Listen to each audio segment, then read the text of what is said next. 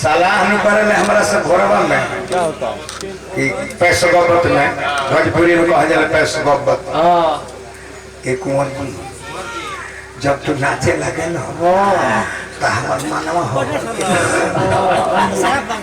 मन कर जे कूद कूद नची थी बाकी राम जी हमार गोड़े नाती हो तब हम अपन सांधा पुरानी ले कैसे पुराई ले जी कल जे काट के कुर्सी ले ली तनी मनी गोड़वा फहराई ली हम अपन हिला डोला के सांधा पुराई कैसे पुरावे तो कहले जे हो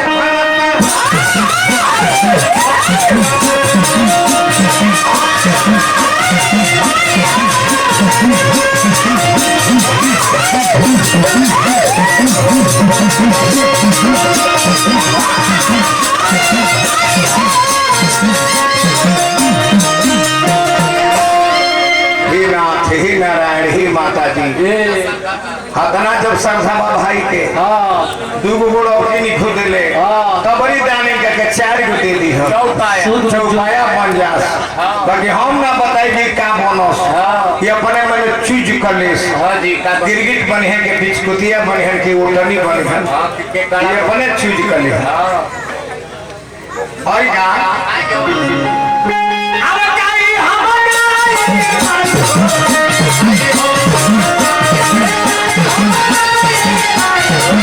चाह पिए मेहरारी चालू कर ले बियाह से बियाह हो गए जीवन भर तरक्की छोड़वनी 11 बजे 10 बजे राती खा संहतियन के बोला लेता आज एक के खाना ना बनाई आवत आता चूल्ही में चैली चूल्ही में के चैलिए कर मुंहवा में हु औते पर की बोलियो हरु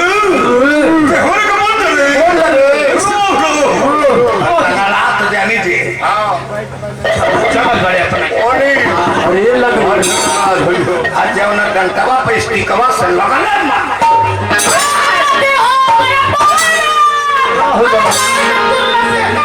रोज रोज तुहर बोलत हम कहनी कि भाई के छोड़ावे आवते नहीं हम बानी कि मार के मुंह ये मत थी तो धीरे से टिकवा डाल के अंगनवा में तो देखो तनी जी को लाठी दी ही बने खेकी रे फलावा पे मेहरारू फलावा पे जान गनी के दाने में कुछ करिया बा तो जे एगो चावल के ड्राम धइले रहले वही ड्रामा में सुन बाबा बोल लगे हम ढूक गई नहीं ई जानो लो जो भाग गई कहनी कि मरते रहो कि जाके देखो भागल कि ना दलनिया मर तो हम रहनी ना कहले कि कुसुम तोर दाव लाग गई भाग गई बड़े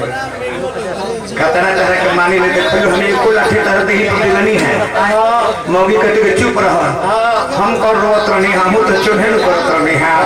चल हम हुडराम में से निकल के कहनी कि हम कौन गइल बनी हम तो भी